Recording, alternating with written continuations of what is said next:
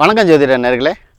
தொடர்ந்து பாவாதிபதியின் இணைப்பும் அதற்கான செயற்கையும் பலாபலன்களும் பார்த்து கொண்டு வருகிறோம். அப்படி பார்க்கும் பொழுது ஜோதிட ரீதியாக சில உண்மைகள் நமக்கு தெரிய வருகிறது. கடந்த நிகழ்ச்சியில் சிம்ம லக்னத்தை பற்றி பார்த்தோம். இப்பொழுது கன்னியா லக்னத்தை பற்றி பார்ப்போம். கன்னியா லக்னத்திற்கு அதிபதி யார் என்று கேட்டால் புதன். மிதுன லக்னத்திற்கு அதிபதியும் புதனாக வருகிறார், கன்னியா லக்னத்திற்கு அதிபதியும் புதனாக வருகிறார்.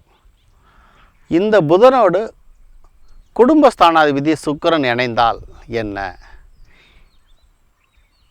மிதுன லக்னத்திற்கு வரும் பொழுது, ரிஷப லக்னத்திற்கு வரும் பொழுது சுக்கிரனும் புதனை பற்றி சொன்னேன்.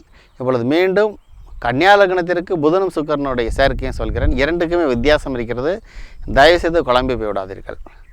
கன்னியா லக்னத்திற்கு அதிபதி புதனாக வருகிறார், இவர் இரண்டுக்குரிய சுக்கிரனாக வருகிறார். இப்படி இருக்கக்கூடியவர்கள் நீச்சபங்க ராஜகம் பெறுகிறார்கள். அங்கே சுக்கிரன் நீச்சமடைந்தாலும் புதனோடு சேரும் பொழுது அது நீச்சபங்க ராஜகமாக அடைகிறது.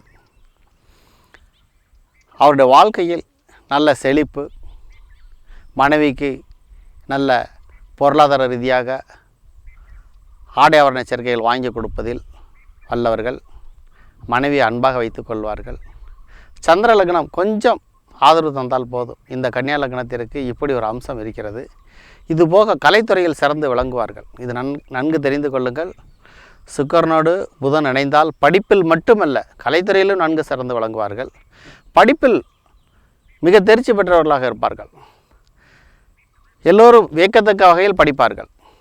அனைவரும் சொல்வார்கள், படிப்பதே இல்லையே, எப்படி இவர் எக்ஸாம் எழுத போகிறார், எப்படி இந்த பையன் படிக்க போகிறான், முன்னேற போகிறான் என்று கேட்பார்கள். ஆனால் முதல் 2-3 நாட்களுக்கு முன்பு படிக்க ஆரம்பித்து நேரடியாக தேர்வு எழுதி எப்படியோ பாஸ் செய்து விடுவார்கள். அதனால் கன்னியா லக்னத்திற்கு இப்படி ஒரு பெருமை இருந்தாலும் சுக்கிரனுடைய சேர்க்கை மிக மிக முக்கியம். குடும்ப வாழ்க்கையும் மகிழ்ச்சிகரமாக அமைவதற்குண்டான வாய்ப்புகள் இந்த சுக்கிரன் புதனுடைய சேர்க்கை நமக்கு தருகிறது.